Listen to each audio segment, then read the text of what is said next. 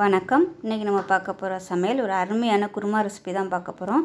இந்த குருமா இட்லி, தோசை, சப்பாத்தி, பரோட்டா, பிரியாணி, புலாவ் எல்லாத்துக்குமே இந்த குருமா வந்து அட்டகாசமாக இருக்கும். ரொம்ப சிம்பிளாக தான் இருக்கும்.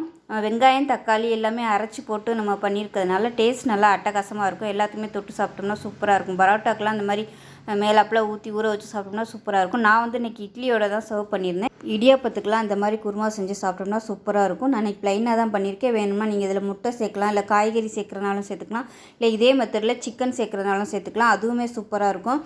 இதில் வந்து ஸ்பைசஸ்லாம் ரொம்ப இல்லை. தனியாத்தூள், கரம் மசாலா அந்த மாதிரிலாம் இல்லை. வெறும் மிளகாத்தூள் மட்டும்தான் சேர்த்துக்கேன். ஸோ வாங்க எப்படி செய்யலாங்கிறத பார்க்கலாம். ஒரு பேன் எடுத்துக்கலாம். பேன் சூடானதும் எண்ணெய் சேர்த்துக்கலாம். ஒரு 2 டேபிள் ஸ்பூன் எண்ணெய் விட்டுக்கலாம். எண்ணெய் சூடானதும் 1 டேபிள் ஸ்பூன் அளவுக்கு சோம்பு சேர்த்துக்கலாம். ஃபஸ்ட்டு இதை சேர்த்துட்டோம்னா எண்ணெயெல்லாம் நல்லா பொரிஞ்சிடும். அதே மாதிரி கசகசா வந்து 1 டீஸ்பூன் சேர்த்துக்கலாம்.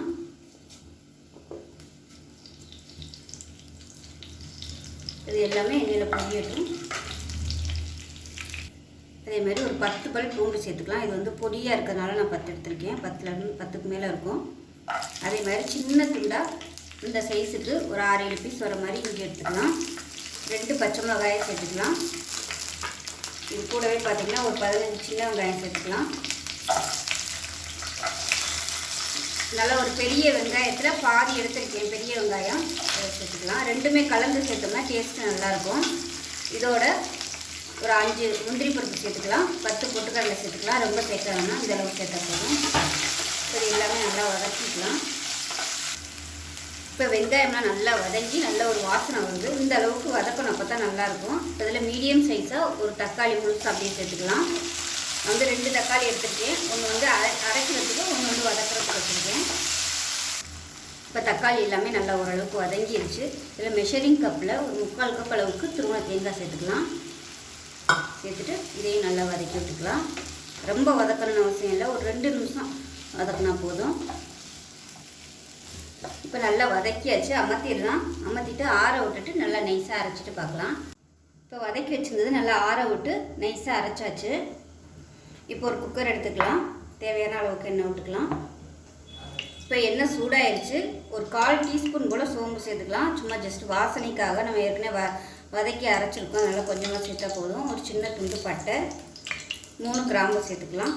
2 ஏலக்காய், அதே மாதிரி ஒரு 10 மிளகு சேர்த்துக்கலாம். ரொம்ப வேணாம், 10 சேர்த்துக்கலாம். கருவேப்பிலையில் சேர்த்துக்கலாம். இப்போ இதில் ஒரு கைப்பிடி பெரிய வெங்காயம் சேர்த்துக்கலாம். நான் எடுத்த பெரிய வெங்காயத்தில் பாதி வந்து அரைச்சிருக்கேன், பாதி வந்து இப்போ தாளிக்கையில் சேர்த்துருக்கேன். சின்னதாக இருந்தால் நீங்கள் முழுசாகவே சேர்த்துக்கோங்க. இப்போ வெங்காயம் ஓரளவுக்கு வதங்கிடுச்சு. இதில் 1 டேபிள் ஸ்பூன் மிளகாத்தூள் சேர்த்துக்கலாம். அதே மாதிரி 1/4 டேபிள் ஸ்பூன் மஞ்சள் தூள் சேர்த்துக்கலாம். இதையும் சேர்த்து வதக்கி விட்டுக்கலாம். லேசாக பரட்டி விட்டுக்கோங்க. பரட்டி விட்டுட்டு மீடியம் சைஸாக ஒரு தக்காளி சேர்த்துக்கலாம். நான் 2 தக்காளி எடுத்ததில் ஒன்று வந்து வதக்கியிருக்கேன், ஒன்று தாளிக்கையில் சேர்த்துருக்கேன். உப்பு சேர்த்துக்கலாம். தக்காளி வந்து மசியறதுக்கு. தக்காளி அடித்து ஊற்றுறதுனாலும் ஊற்றிக்கலாம்.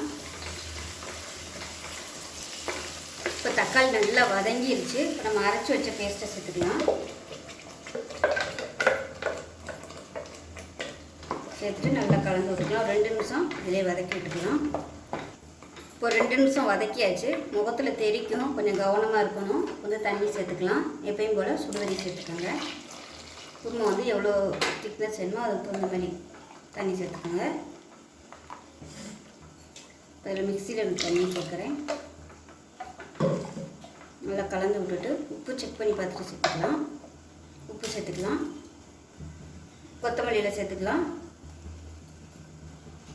மூடி விட்டுடலாம். மூடி விட்டுட்டு நல்லா ஒரு 3 விசில் விட்டுட்டு ஸ்டீம் போனதுக்கப்புறம் பார்க்கலாம். இப்போ குருமா எப்படி இருக்குன்னு பார்க்கலாம்.